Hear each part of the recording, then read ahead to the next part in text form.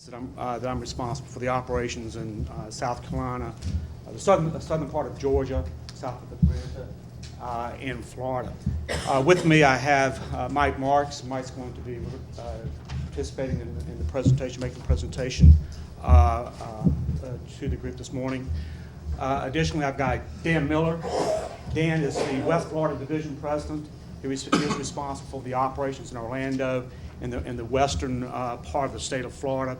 Dan's been in this market since the late 80s. Is that correct, Dan? And his CFO, Tim Burrows.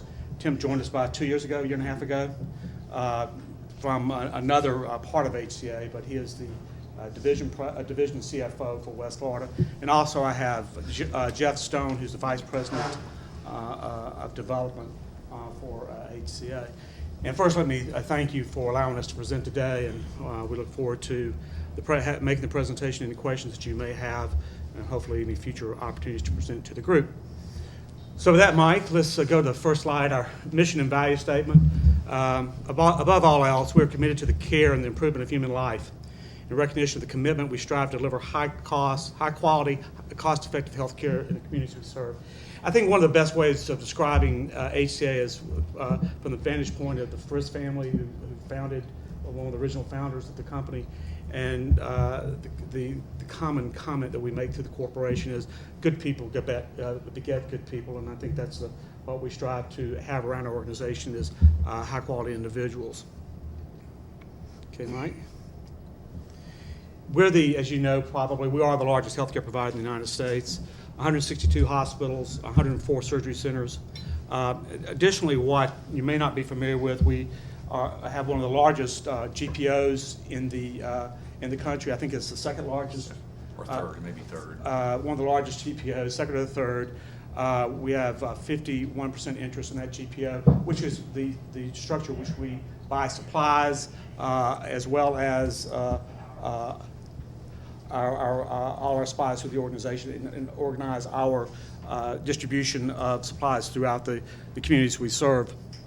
ITNS, we're one of the largest healthcare ITNS companies in the U.S. Next to Perot, I believe we're the second largest ITNS shop in the country. A lot of time and energy around our infrastructure in terms of IT.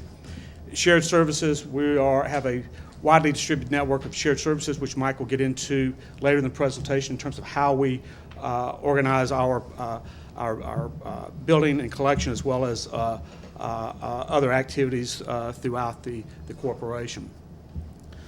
35,000 affiliate physicians. We have a large employed population of physicians, over 2,000. And currently we have another 1,300 physicians that we're actively employing throughout the country. Ethics and compliance. This is something that's very important to us.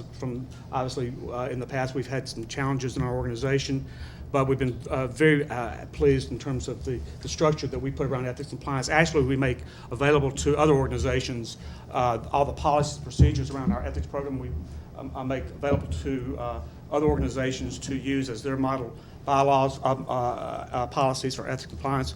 And we've been named as one of the top healthcare providers in terms of the level of ethics in the United States.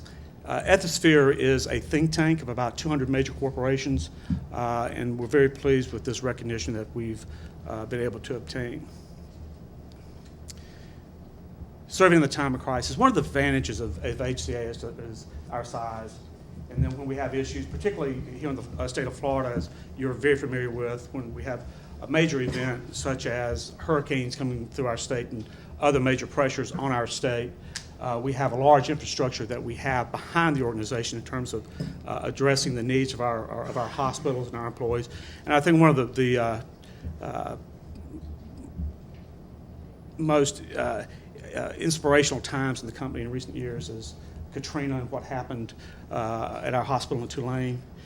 We think it's one of the largest private airlifts ever undertaken in New Orleans, moving 1,000 physicians not only out of our hospital but out of the teaching programs there. relocated all the patients, 278 patients. We engaged over 23 helicopters in a matter of a day or so to facilitate the relocation of all the patients out of our facilities, as well as I said, the teaching program that's part of Tulane. And I think on top of that, we even relocated some cats and pets of the employees there. Charity care, Mike, I'll let you speak to the charity care that we provide throughout the company. Sure. So annually, our annual uncompensated care is $8.4 billion. In the state of Florida, we provide just short of $500 million cost of uncompensated care in the state. We're a big part of the safety net in the state of Florida. If you take Medicaid, charity, and bad debts, we're the largest provider of uncompensated care in the state of Florida. We're a big part of the safety net here. We believe very strongly that's a key part of our mission.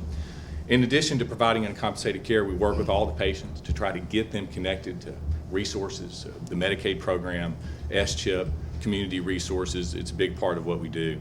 For those people that do not have insurance, but then also do not qualify for charity, we have the uninsured discount program that provides a very significant discount off charges for their care as well. So it's a big part of what we do. And like you're very familiar with, a lot of the charity care that we're going to provide is going to vary between our hospitals across the enterprise, and particularly here in Florida, more due to the location of the facility and what other hospitals are in the community participating in that care for the underserved.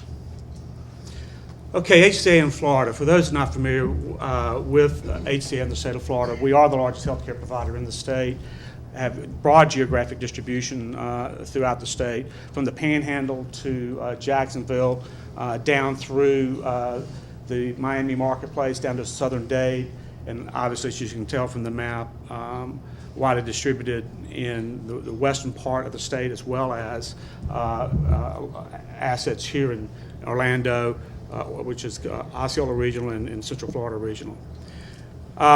Real proud of the fact that we're providing to the state of Florida about 19% of all care in the state is administered in one of our hospitals each and every day. So we feel that we're a critical part of the access of health care in the state of Florida, and have been for quite some time.